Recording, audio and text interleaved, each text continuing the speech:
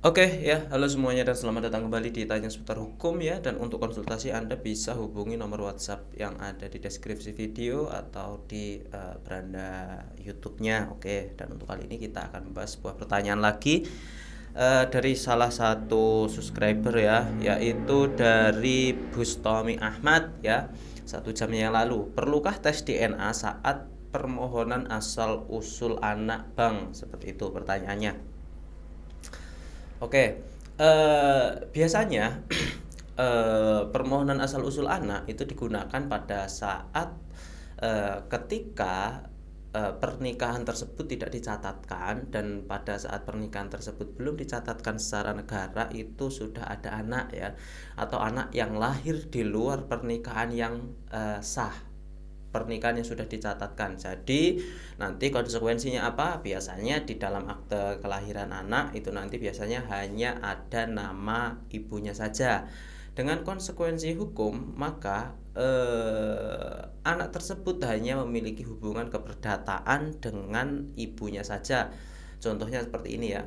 Misalnya ayah kandungnya gitu tiba-tiba meninggal atau setelah itu terbuka warisannya, maka anak tersebut tidak bisa menuntut hak waris terhadap ayahnya karena di dalam akte kelahirannya hanya terdapat nama ibunya saja ya. Jadi hanya memiliki hubungan keperdataan dengan ibunya saja biasanya seperti itu. Lalu kembali ke pertanyaan awalnya, apakah perlu digunakan tes DNA ya untuk mengajukan permohonan asal usul anak? Tujuan permohonan asal usul anak ini kan untuk agar di akte kelahiran anak itu ada nama kedua orang tuanya, yaitu nama ayah dan ibunya, tidak hanya nama ibunya saja. Untuk mengajukan permohonannya, Anda tinggal ajukan permohonan ke pengadilan dan lengkapi syarat-syaratnya. Seperti itu ya. Namun berdasarkan putusan Mahkamah Agung dan jurisprudensi yang ada ya, ketika anak tersebut lahir di luar pernikahan, namun pihak penggugat itu bisa mengajukan bukti secara dan bisa dibuktikan secara medis atau secara ilmu pengetahuan, yang artinya dengan menggunakan tes DNA, maka anak tersebut bisa menuntut haknya terhadap ayahnya ya, seperti itu ya.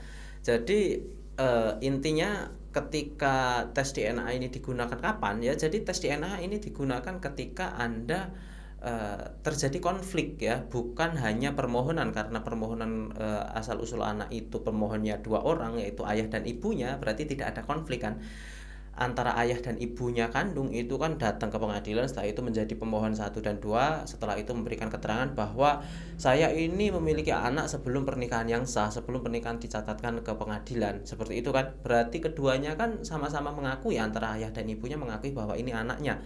Ketika tidak mengakui, baru bisa menggunakan tes DNA itu tadi dan bisa mengajukan gugatan ke pengadilan. Oke, seperti itu ya. Paham kan di sini poinnya? Ketika hanya permohonan, karena pemohonnya ini dua orang, yaitu ayah dan ibunya, dan dua-duanya mengakui bahwa anak tersebut adalah anaknya secara kandung, secara biologis ya, maka untuk tes DNA itu tidak diwajibkan. Namun ketika ada tes DNA juga boleh, itu akan memperkuat permohonan tersebut.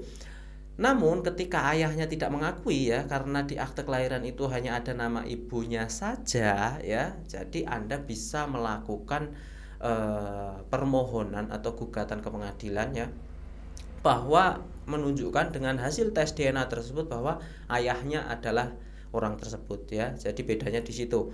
Kalau permohonan itu nggak ada konflik antara pemohonnya ya, ayah dan ibunya keduanya mengakui. Sedangkan ketika Anda menggunakan tes DNA itu biasanya ketika ada konflik, misalnya ayahnya tidak mengakui anak tersebut ya, seperti contohnya Pak Mario Teguh dulu, itu akhirnya tes DNA kan di situ. Jadi ketika hanya mengajukan permohonan asal usul anak, jadi tes DNA itu tidak diwajibkan, namun hanya data pendukung.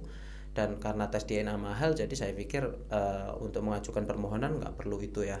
Cukup lengkapi saja dokumennya, data-datanya, pengantar dari desanya, serta surat pernikahan secara agamanya. Saya pikir itu cukup ya. Itu tadi udah jelas. Seperti biasa, semoga bermanfaat dan terima kasih. Assalamualaikum warahmatullahi wabarakatuh.